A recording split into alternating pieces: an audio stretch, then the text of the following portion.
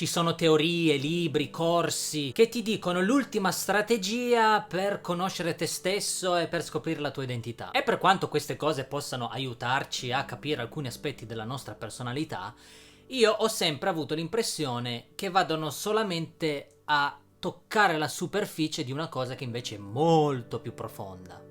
Perché in realtà per te è impossibile scoprire la tua identità. La tua identità ti deve essere rivelata. E di questo parleremo oggi.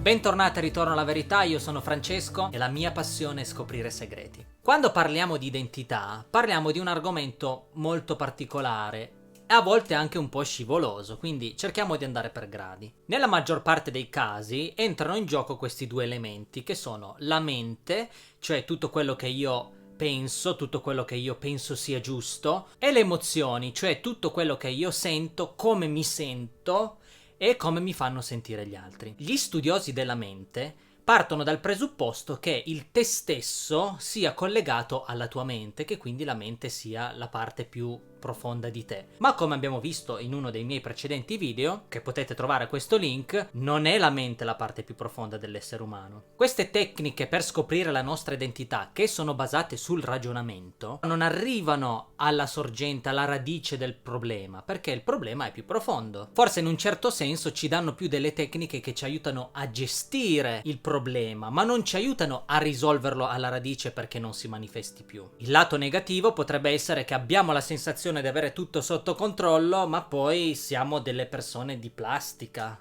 E io non voglio essere una persona di plastica, io voglio essere un vulcano di gioia pieno di vita. E quello che spesso vedo che manca negli occhi di queste persone, di questi coach che parlano di identità, è proprio la gioia. La felicità è un'emozione che spesso dipende dalle circostanze, ma la gioia è un sistema operativo secondo cui io ho imparato a vivere che non cambia mai a seconda delle circostanze. Posso vivere una gioia interiore anche quando ci sono delle difficoltà. In questo senso la gioia è molto più profonda della felicità. Dall'altra parte abbiamo detto ci sono le emozioni, quindi se io lego la mia identità alle mie emozioni, wow, sarà tutta la vita montagne russe. Le emozioni oggi sono su e domani sono giù. Lo sappiamo come funziona. E quindi legare la mia identità a come mi sento è molto instabile. Quello che non viene detto quasi mai, ma che ho scoperto essere vero, è che la nostra identità non è né nella mente né nelle emozioni, ma è nel nostro spirito. Il vero me stesso è contenuto nel mio spirito. Le intenzioni originali della mia vita sono sigillate nel mio spirito. Ma come faccio ad entrare in contatto con il mio spirito? Sembra una cosa impossibile e complicata, ma in realtà è molto semplice. Quando scarichiamo un'app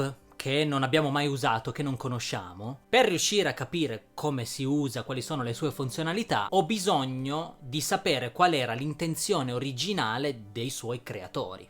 Perché quell'app è stata fatta? A che cosa serve? Come la posso usare io per la mia vita?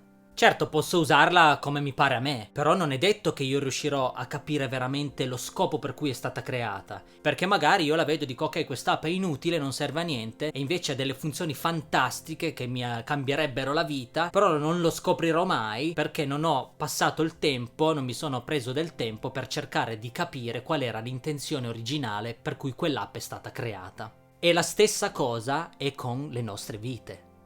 Quanti di noi vivono la vita ma non esplorano mai tutte le potenzialità che abbiamo? O quanti di noi si criticano e pensano di essere delle persone inutili quando magari dentro di noi abbiamo delle funzionalità incredibili ma che non abbiamo mai usato? E quindi, come per le app, abbiamo bisogno di parlare con il creatore, colui che ha creato noi, perché lui conosce le intenzioni originali della nostra vita. Quindi qualsiasi libro, qualsiasi corso, qualsiasi strategia illuminata che tolga dall'equazione Dio come tuo creatore non ti darà mai la soluzione della tua identità.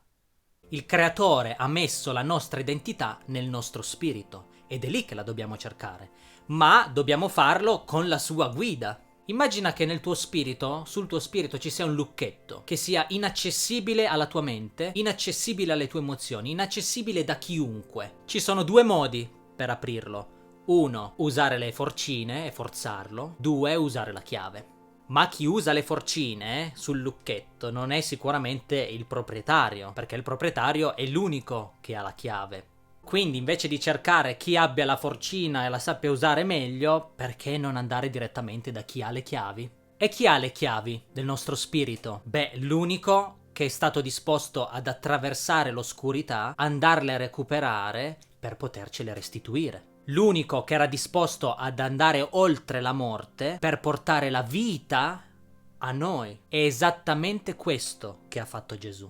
Gesù non è solo un'immaginetta da mettere sulla calamita, la metti sul frigo così speri che non ti capiti niente di male. Lui è il nostro eroe, è quello che è andato oltre ogni oscurità a riprendere le chiavi della nostra vita per restituircele gratuitamente e adesso sono disponibili. Tutti gli altri che cercano di aprire il nostro spirito in qualche modo, per quanto ben vestiti e profumati siano, non hanno l'autorizzazione del proprietario, non hanno l'autorizzazione del creatore e quindi corriamo il rischio che queste cose ci danneggino invece che aiutarci. La nostra identità non è nella nostra mente e non è neanche nelle nostre emozioni, è nel nostro spirito e il nostro spirito è sigillato. L'unico che può aprirlo è colui che ha la chiave, che è Gesù, che apre il nostro spirito e ci permette di rientrare in contatto con Dio, che è il nostro creatore, per poterci rivelare qual era l'intenzione originale per cui noi esistiamo. Gesù diventa come una sorta di specchio. Quando io guardo nello specchio, chi vedo?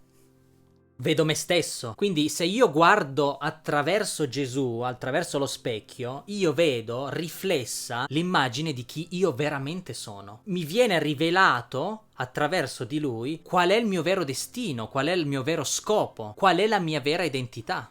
Quindi per conoscere te stesso devi conoscere Dio. E più conosci lui, più vedi te stesso. Non andare a fare 1000 corse a destra e a sinistra, vai direttamente davanti allo specchio. Grazie per essere stato con me in quest'altra puntata di Ritorno alla verità. Se ho detto qualcosa che ti è stato utile, fammelo sapere nei commenti. Se non sei d'accordo, fammelo sapere nei commenti. E come sempre, non smettere mai di cercare la verità.